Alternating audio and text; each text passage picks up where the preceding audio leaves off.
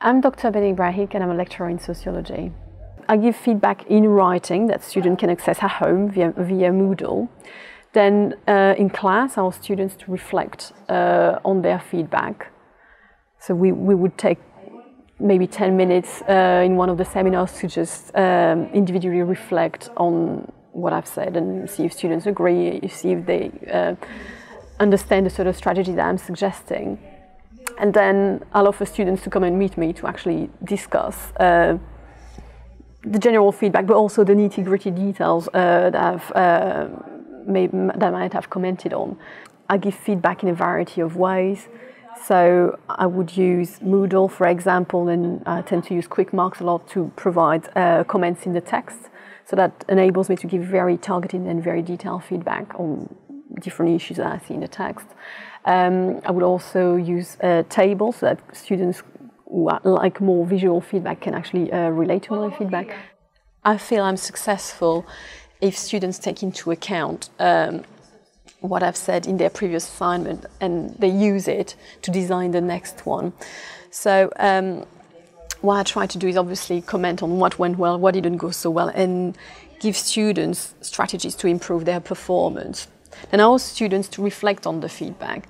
So that means taking some ownership of my feedback and try and see if they agree with it, if they understand it, and how they can develop their own very concrete strategies to make sure that they can improve their performance. I would, for example, ask comment on possible issues with time management and ask students to start to think about their next assignment and try to get them to decide on a starting date for their next assignment. So I would refer to it in my feedback, and then when I ask them to actually comment on my feedback, I might ask them to give me a concrete date and maybe have a Gantt chart in preparation for their next assessment. Feedback and employability are linked. I strive to deliver thorough and comprehensive feedback so that students can improve their performance. But also, that's the core motivation, but I also try to deliver very comprehensive feedback because it mimics the form of evaluations they'll face in the workplace. Their work will be evaluated, will be commented on, will be maybe assessed in the workplace, and I think the feedback process that they go through at university is something that will be very useful for them in the future employment. So for me, there's a direct link between the two, making yourself more employable and also whilst you're employed. I also think that learning that feedback is a process is important, but also learning how to react to feedback, how to act on it is something that's really essential in the workplace.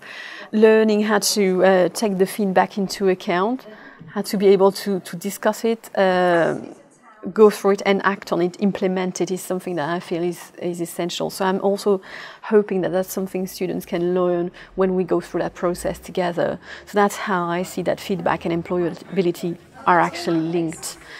I think students appreciate the fact that I deliver feedback in a variety of ways. I think they like the fact that it's comprehensive and thorough, and that I will consider the entire assessment and comment on the details, but also on the more general aspect of their work. I think that they appreciate that. I like the fact that you're taking the time to read my bibliography, and I was really impressed with this, because a lot of time, even though they have to check it because it's part of the marking criteria, you sort of skim it, but the amount of time it takes a student to write that bibliography if they've done it correctly, it takes almost the same amount of time as the actual assignment itself. So the fact that she'd butchered my bibliography to pieces, I was so happy about it. It was unbelievable. And it was something as simple as the title of the book had continued on to the next line and hadn't underlined the rest of the title on the next line. But I was so happy. You wouldn't think negative stuff in your work would make you happy, but it really did. As she's actually taken the time to read my bibliography and to read right to the end and make sure everything's perfect. And the fact that she was looking for that perfection, I found that quite fantastic. Thank you for watching this Good Practice Exchange film. You can find lots more teaching ideas and resources on our website.